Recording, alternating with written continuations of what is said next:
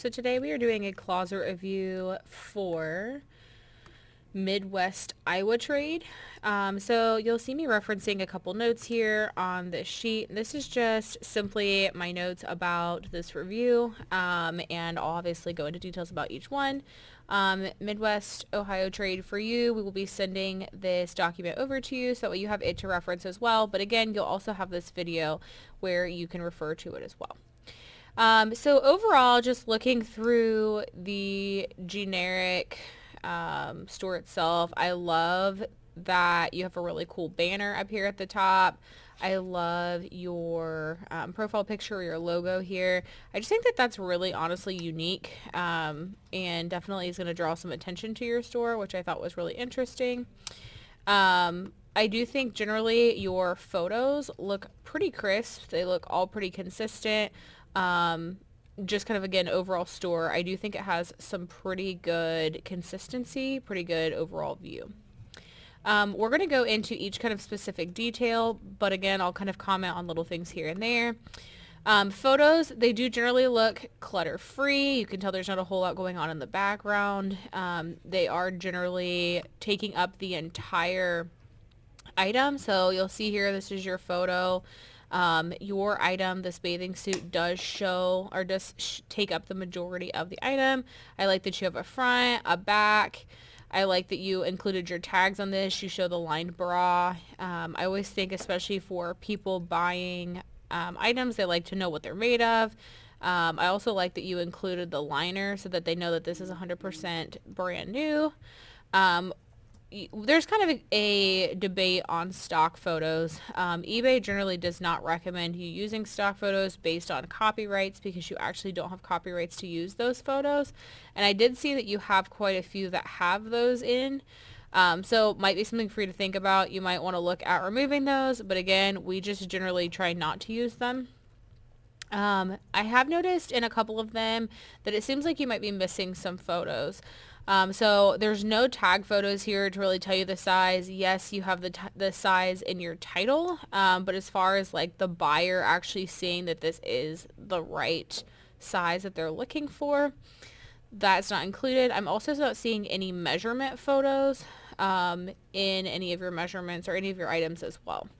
So that might be something that you might consider. I did see these ones had measurements, which I thought were really cool. I think that that will definitely help you end up selling that item. I love that you included some close-up of the details of the embroidery for this item. But again, I'm not seeing much on the tag. You can kind of zoom in here and see it. But again, it wouldn't hurt you to go ahead and have a close-up photo of that as well. Overall, though, as I said, photos do look clutter-free. The items take up most of the image. And generally, you've got some really good photos. One thing you mentioned in your document you sent over to us, your asks, was that you were struggling a little bit with some titles. So what I did here is I went ahead and copied in bold what your title was. You had that as a new Calvin Klein aqua blue slimming bunched one-piece women's size 10. I would list this as a Calvin Klein women's one-piece swimsuit, size 10, aqua blue. You could do slimming, you could do bunched, you could do ruched. There's a lot of different options there, but I think just overall in titles, I think what I'm seeing is that you could have a lot more info. It does seem like you do have quite a bit in your titles, but they could have a little bit of title structure change just so that they flow a little bit better. For keywords for this Calvin Klein, I would put summer, swim, beach, ocean, tropical, anything along those lines. For the Patagonia skirt, you had Patagonia skirt, lightweight, AC, hemp organic, cotton, blue, striped, women's small. I would list this as a Patagonia women's AC lightweight skirt, size small, blue striped, hemp organic, cotton, and then obviously fill however many characters you have left. Again, keywords, I would do summer, vacation, lightweight, beach. You could do breathable, anything along those lines. This here is the Kansas City Chiefs you have. Vintage KC Chiefs, NFL Sports Illustrated, men's extra large windbreaker, Kansas City jacket. I would list this as NFL Sports Illustrated men's vintage KC Chiefs windbreaker jacket, size extra large. Football. Again, keywords could be football, Super Bowl, Chiefs, football. Oh, I put football twice. Sorry. See, that's what happens. NFL, you could do even like AFC champs. Like, you'd have to honestly probably kind of pay attention to where you are in the season, knowing that, like, if they're going into like the championships, you might want to know that. If they're going into the Super Bowl, you might want to know that. If they win the Super Bowl, which they did, you could put that in there as well. So there's a lot of different things you could put on that. You could put specific players, even like Patrick Mahomes, just to, like, again, draw interest. But those are just some generic subjects, or generic topics, I guess. Let's talk about listing details. So that was one of the other things that I think you kind of mentioned. So just looking at your listing details here, I'm seeing you did pick it was regular. It was a one piece. It was size 10. It was slimming, solid, blue. It's not vintage. It's women's. What about the material though? Sometimes materials really draw buyers in, and I think that there might be some drop downs that you're generally just skipping over that could draw some buyers to your items. If you think about it, say for instance, I am picking up an item. So I'm just going to like generically go to eBay here and say I just search, we'll just do this, marine layer joggers. Okay, so this marine layer joggers, right? I know, okay, maybe I want them to be gray. And then maybe I select over here, I want them to be, I'm just going to pick lyocell. That limits it down quite a bit. But by having essentially all these options over here to the left filled out, and selecting as many of those as what you can, the likelihood of you drawing buyers to that item is going to significantly increase. It's one of those reasons why we will always tell our associates never to type in anything that is a drop down, because that's ultimately what people are clicking to draw them into your actual item.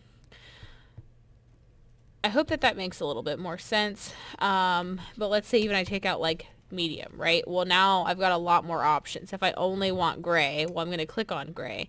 If I only want lyocell, then I'm going to click on lyocell.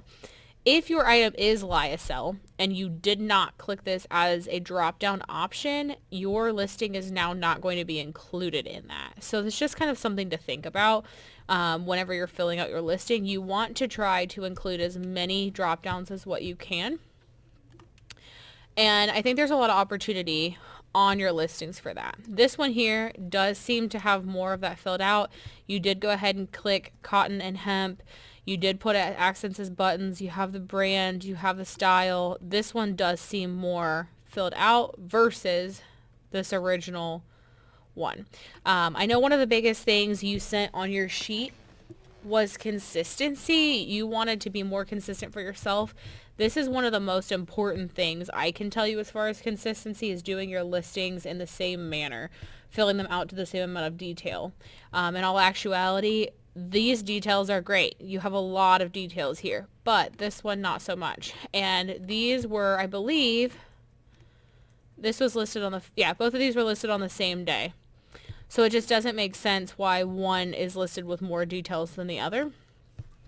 If we look at the details for this Kansas City Chief, again, there's more details, but again, there's still some opportunities for potentially some more items to be filled out as well. What we're going to talk about is a little bit about the description box. So if you look at your description box on these, you have just on all of them, just the title of the item. You do have that this one is pre-owned, that you ship with USPS first class, but for the most part, they're just the title. I would use this as an opportunity to maybe add a description box with flaws. If there's measurements, putting the measurements in or saying that they're in the photos, giving details on shipping. Are you a fast shipper? How are you shipping? maybe let them know that you're here to answer any more questions if they have any. But the biggest shout out for me as far as details is the measurements. I will not purchase something, or I will not buy something if I do not know what that looks like measurement wise. And I find that it be very important for you to be able to fully know what you're getting as a buyer. And I think measurements would give them some more of that reassurance they may be looking for. We talked about, or we were going to talk a little bit about buyer demand and the sell-through ability. So Calvin Klein, this bathing suit here that you have, when I did a comp for those, just based on Calvin Klein women's one-piece swimsuit size 10, there were 8 that were currently available and 3 that had sold. For the Patagonia, there was 27 of hemp skirts available in that length, and only 13 of those had sold. For both of these, I'm going to give you a little bit of leniency. I'm going to go ahead and highlight those for you, only because both of those I would consider to be summer items. I do think that the sell-through rate for those is going to increase as we go into the next season. So I would definitely myself consider picking those up, especially if they were like a good size, which I believe a size 10 for Calvin Klein's is pretty good. And then I don't remember what size this Patagonia was. Looks like it's a size small. So maybe you skip on this one because it is such a small size. But say this was like an extra large and it still comped the same, it might be worthwhile picking it up. But again, those are going to vary just because seasonality. This Chiefs jersey or Chiefs windbreaker, there were 13 available and 11 sold. That tells you that you might want to price just a tad bit cheaper than everybody else. But honestly, with the Chiefs winning the Super Bowl, this is a really good time to have that item and get it sold. People will be spending the money getting it ready or getting ready to celebrate. I would definitely plan on trying to get rid of that Chiefs item pretty quickly because ultimately football's pretty much over for the season. And if not, you might end up getting stuck with that until next season. So just something to think about as well. Overall percentage, I calculated how many items or overall sales percentage. You have 147 items currently listed here. You'll see that. If you filter over here to sold/completed, you'll see that you sold 39 items. So what we did is we took your 147 available listings. You have sold 39 items in the last 90 days, and we divide that by 3. So in the last 30 days, you sold 13 items. The average monthly sell-through rate or average sales percentage of your store for each month is 8%.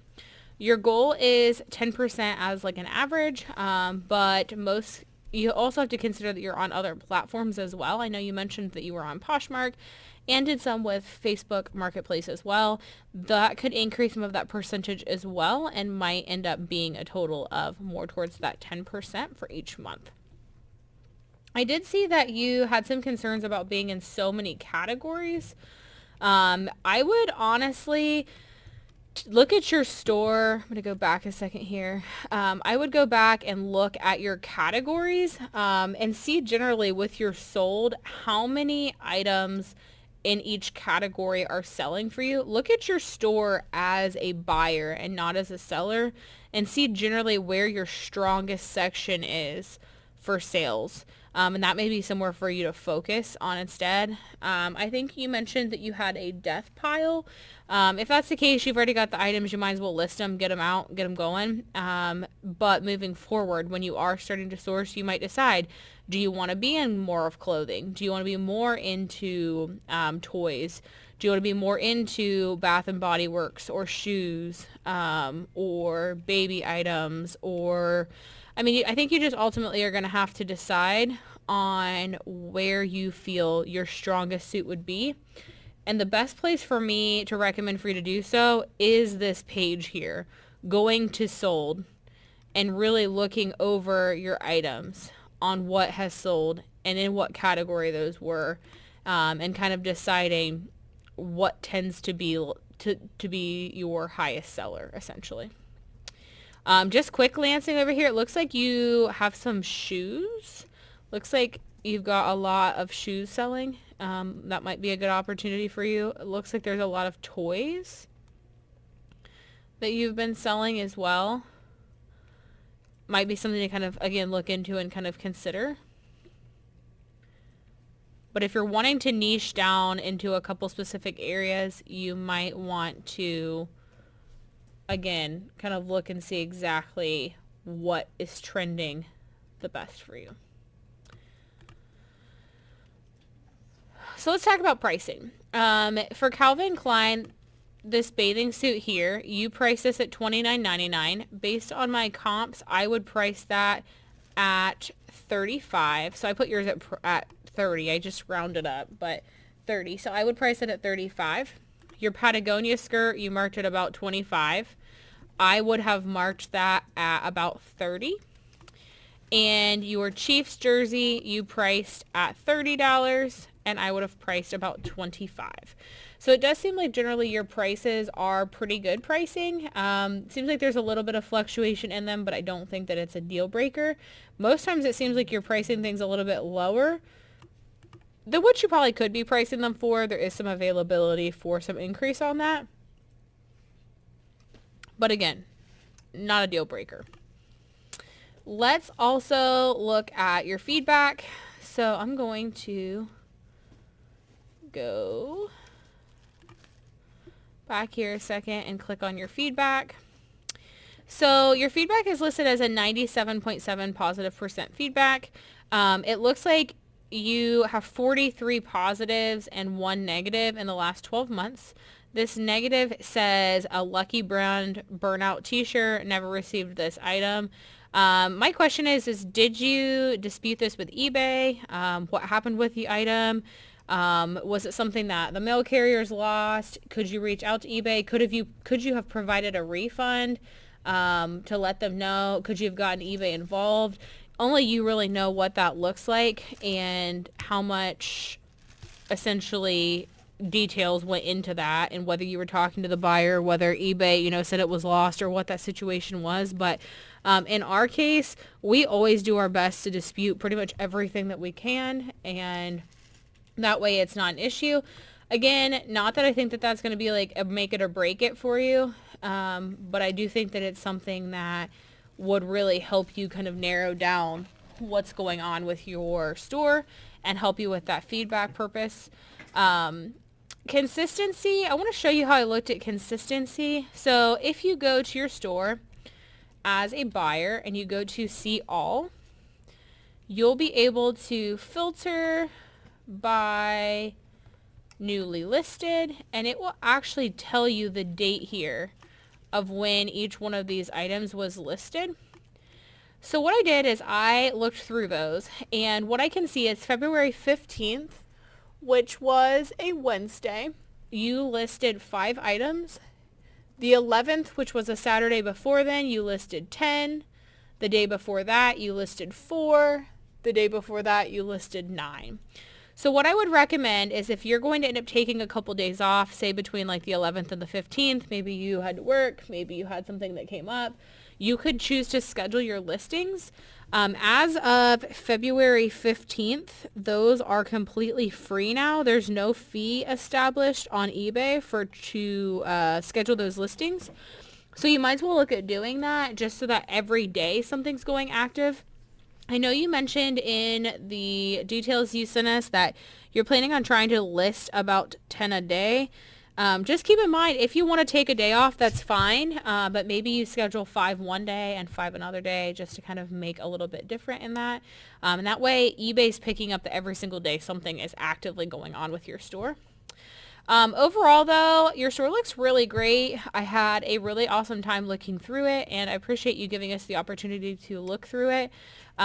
Biggest takeaways again are the descriptions and the details. I would definitely add some measurements, just in order to make sure buyers really know what they're getting.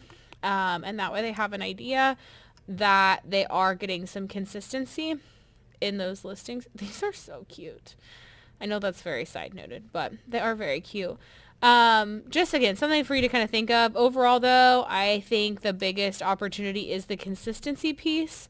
And again, that we need some more details. So I hope you enjoyed your closet review. If you have any other questions, feel free to shoot us an email. We'd be glad to go over them with you or answer any additional questions that you have. So shout out to Midwest Trade. If you have any questions, let us know. But thanks for letting us do your closet review.